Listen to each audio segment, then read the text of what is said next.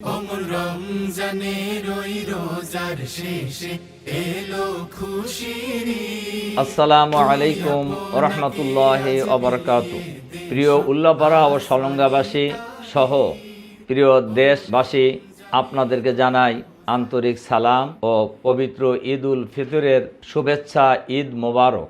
5ই August ছাত্র জনতার গণ অভ্যুত্থান পরবর্তী বাংলাদেশে স্বাধীন এবং স্বস্তির সাথে আমরা ঈদ উল ফিতর উদযাপন করার যে সুযোগ পেয়েছি, এজন্য মহান আল্লাহর শুকরিয়া আদায় করছি, আলহামদুলিল্লাহ।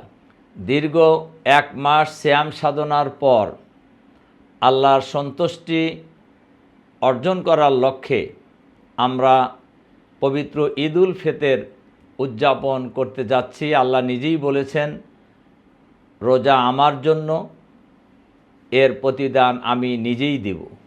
এজন্য আমরা মহান আল্লাহ তাআলার কাছে দোয়া করি, আল্লাহ তাআলা যেন আমাদের সকলকেই সেই পুরস্কার পাওয়ার সৌভাগ্য অর্জন করার তৌফিক দান করেন, আমিন।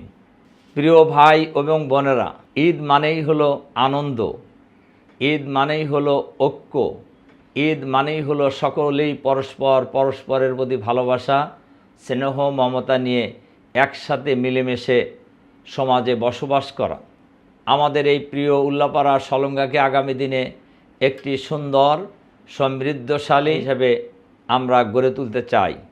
কাজেই আসুন আমরা সবাই মিলেই দল মত, জাতি, বর্ণ, ধর্ম নির্বিশেষে সকলে মিলে আমরা উল্লাপাড়া সলঙ্গাকে আগামী দিনে চাঁদাবাজ মুক্ত, সন্ত্রাস মুক্ত, নৈরাজ্য মুক্ত, দুর্নীতি মুক্ত, আধুনিক মানবিক উল্লাপাড়া হিসেবে গড়ে তুলব ইনশাআল্লাহ।